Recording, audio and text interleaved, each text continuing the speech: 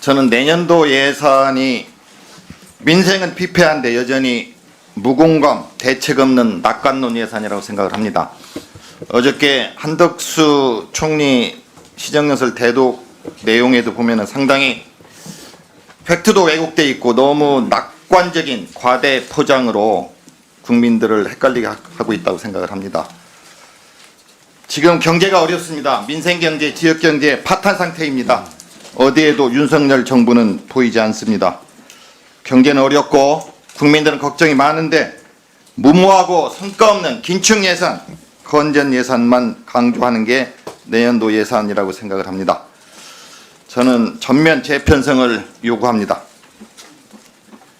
3년 연속 세수 결손만 하더라도 장관께서 얼마 전에 그 대책 보고를 하셨는데 제가 그때도 얘기했습니다. 근본적인 해결책이 없는 땜질식이다 이렇게 얘기를 했습니다.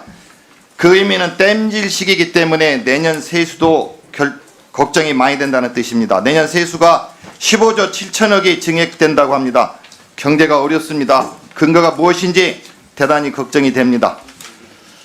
3년 연속 세수 결손이 걱정이 됩니다. 근본적인 대책이 없는 상태에서 세임 예산 정말로 걱정이 됩니다. 왜냐하면 일단 대책이라고 내놓은 주택기금만 보더라도 주택도시기금은 국민의 돈입니다. 제가 분명히 지적했는데 청약예금, 주택채권 국민의 돈입니다.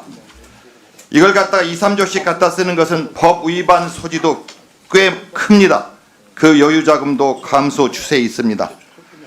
이런 상태에서 세수 추계를 하면서 내년도 추계하면서 15조 7천억 증액 얘기를 하시는데 국회 예정처에서 분석한 것처럼 소득세 1조 8천억, 상속증여세 1조 1천억, 법인세 4천억, 부가가치세 2천억 등 결손이 매우 걱정되고 있는 상황입니다. 내년 경제가 모두 어렵다고 국내외 경제 기관들도 전망하고 있습니다. 이런 상태에서 아까 부총리께서 말씀하실 때 보면은 기업 실적 개선 등을 반영해서 금년보다 15조 6,868억 원 증가했다는 기업 실적 증가. 이 세수 추정할 때보다 이게 봄보다 지금 훨씬 어렵습니다. 경제가 아시다시피 앞으로 쉽지 않을 겁니다. 이런 상태에서 예비비가 너무나 많이 책정돼 있어요. 제가 수없이 지적했습니다. 예비비 주머니 쌈짓돈처럼 쓴다. 대통령 순방 등에 그건 당연히 예비비 항목이 아닙니다. 예비비 항목이 아닌데도 2023년 많이 썼고 2024년 예비비가 어떻게 쓰고 있는지 자료 제출을 수없이 요청했습니다. 요구했습니다. 안 냅니다. 고발하겠다고 했습니다. 그래도 계속 거부하고 있습니다. 그런데 예비비, 내년 예비비 6천억 증액에서 4조 8천억을 신청하는 기재부 오만합니다. 뻔뻔하고 후안무치하다고 생각을 합니다. 자료를 주셔야 뭐 심의를 할 거 아닙니까? 자료는 내놓지 않고 이렇게 많이 증액하겠다는 예비비, 쌈짓돈처럼 쓰는 예비비 어떻게 심사를 합니까? 저는 감염병 대책 대응제산 삭감해놓고 예비비 증액 사유 말도 안 됩니다. 예비비를 심사하려면 자료를 주시오. 자료를 계속 거부하면서 국민을 무시하고 국회를 무시하는 기재부 반성하십시오. 저는 재정 지출도 지금 경제가 어렵습니다. 재정정책 써야 됩니다. 계속 고강도 긴축 예산만 강조하시면서 재정지출 증가율 0.8%, 총지출 증가율 3.2% 중에 의무지출 2.4% 제하면 재정지출 0.8% 증가에 불과합니다. 어떻게 경제를 살립니까? 어떻게 전략적 투자를 합니까? 못합니다. 경상성장률보다 낮은 재정지출 경제 살릴 수 없습니다. 건전재정 계속 말로만 하시는데 사실상 불건전 재정입니다. 국가 채무, 적자성 채무 늘어납니다. 792조에서 883.4조 원으로 국채 발행 158조에서 201조로 늘어납니다.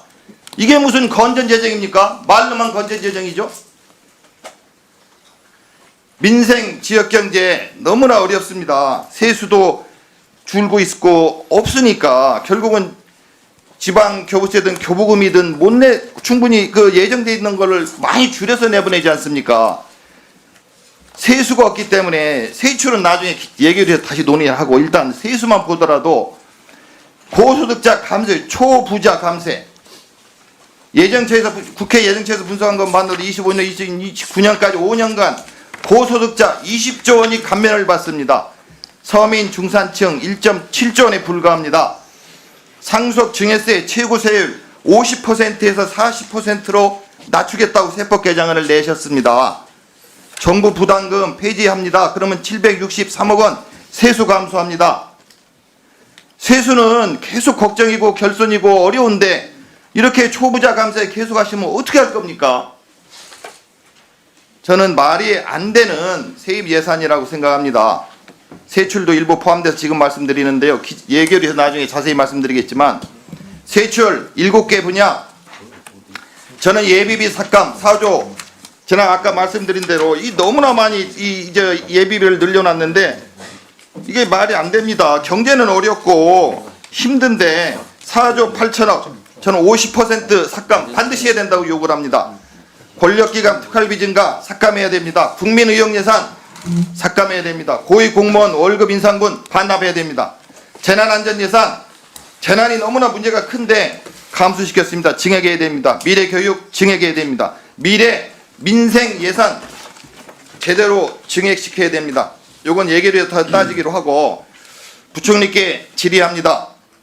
세수 결손 작년에 문제가 없었는데 결손 많이 됐습니다. 내년 내 정말 문제가 없다고 보는지 두 번째는 예비비 증액 스스로 감액할 용의가 있는지 세 번째 초부자 세수 결손을 일으키는 초부자 감세 세법 개정안 수정할 의사가 있는지 세 가지 답을 주시기 바랍니다.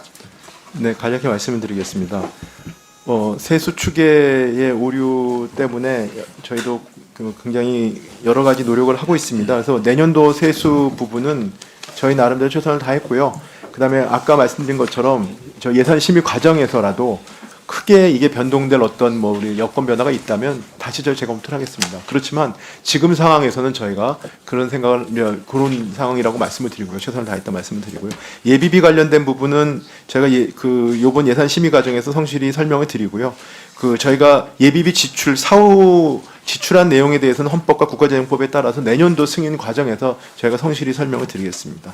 그다음에 감세 아까 말씀하신 부분들은 올해 저희가 세법 개정안이 전체적으로 내년도 세수에 미치는 영향은 1조가 안 됩니다. 그래서 저희 생각으로는 그런 부분들이 당장 내년도에 세수에 큰 영향을 주는 건 아니고 다만 저희가 생각하는 우리 조세 정책의 어떤 오래된 세수 조세 제도의 어떤 낡은 제도를 정상화한다. 그리고 우리가 경제를 활력을 촉진한다는 데 도움이 된다고 생각하고 있습니다.